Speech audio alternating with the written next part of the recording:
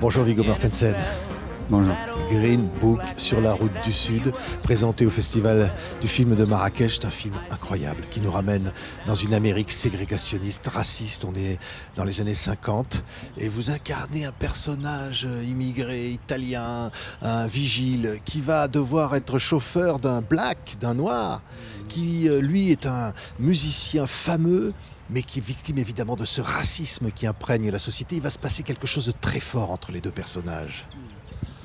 Bon, c'est un film autour de ça, la discrimination, et ça ne va pas disparaître.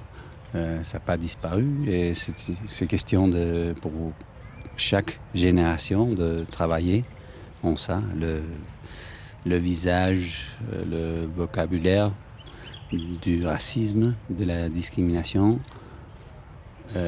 ça change tout le temps.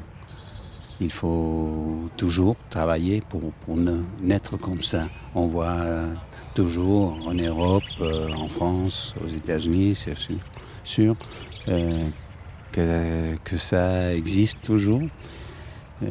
Mais quelquefois, c'est plus facile de voir le présent à travers d'une histoire qui se passe dans le passé, 1962. Regardez ces images, ce Green Book. On va reparler dans quelques instants. Vous allez découvrir l'image, un comédien extraordinaire qui est à vos côtés dans ce film formidable. Regardez Green Book. P.S. Kiss the kids. That's like clanging a cowbell at the end of Shostakovich's The Seven. That's good. It's perfect, Tony. Come on, get out now. You never win with violence. You only win when you maintain your dignity. You don't know your own people. You, Mr. Big Shot, doing concerts for rich people.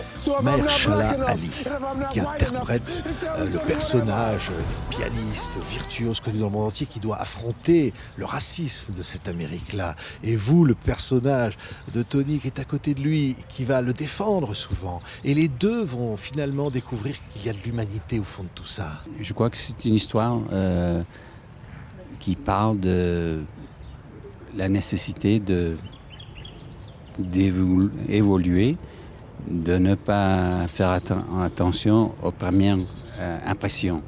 C'est pas seulement Tony, mon personnage, qui est agnant. C'est aussi Don Shirley. Il connaît pas la vie de Tony. Il pense au début. Don Shirley, donc c'est le pianiste. Ouais. Don Shirley, le rôle de Mahershala.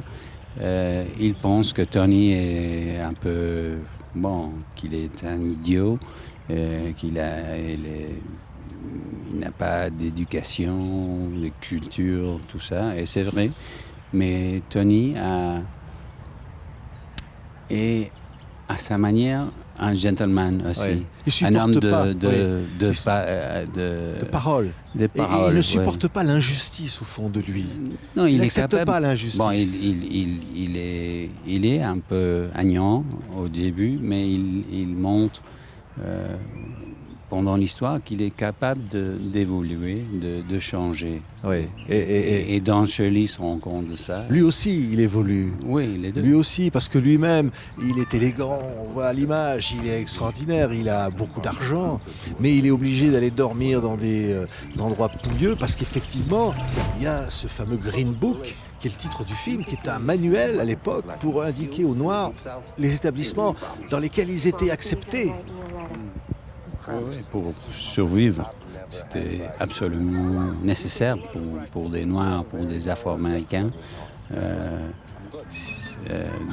d'avoir ce livre, ce guide pour voyager dans le Sud. Oui, voilà. Et il se retrouvait dans des endroits pas possibles. Il était un grand pianiste. Il doit manger ailleurs qu'au restaurant où les Blancs vont ensuite l'applaudir. Et cette espèce d'injustice, votre personnage là, il n'a pas peur d'aller au coup de poing. Hein. C'est ça, il est rude. Oui, mais c'est une leçon. On apprend. Je crois que le spectateur peut apprendre des choses de l'histoire des États-Unis et réfléchir peut-être sur les choses qu'on pense, qu'on fait pas aujourd'hui aux États-Unis et partout. Oui. Comme j'ai dit, le racisme, la discrimination, il y a toujours une évolution. Et le racisme, ça change. On n'utilise pas les mêmes mots horribles des années 60, des années 50, de l'après-guerre. Mais même si on n'utilise pas certains mots, ça ne veut pas dire que le racisme est disparu, qu'on a guéri le problème. Ça va exister toujours parce que les êtres humains, ils sont comme ça. Chaque génération doit apprendre la même. Oui, le fameux docteur Don Shirley, il a existé vraiment et c'est une histoire vraie au départ. Et Peter Farrelly, qui le réalise, fait une comédie où on rit et aussi où il y a beaucoup d'émotions, on pleure. C'est-à-dire que ce qui est ça extraordinaire, c'est qu'au fond, on se sent pris aux tripes par ce film. C'est un très bon scénario parce que le scénario de Pete Farrelly, Nick Vallelonga et Brian Curry n'insiste pas qu'on doit apprendre des choses, qu'on doit réfléchir. C'est une invitation à penser. À réfléchir, c'est ça. C'est un personnage important, je veux dire juste, Viggo, parce que vous êtes un acteur engagé, vous êtes un acteur qui aimait, il n'y a pas que Le Seigneur des Anneaux, mais il y a tous les films d'auteurs que vous aimez, vous avez joué ici au Maroc, vous prenez des risques et au fond vous dites, ce cinéma-là qui touche au cœur, c'est utile, c'est important, un cinéma populaire qui touche.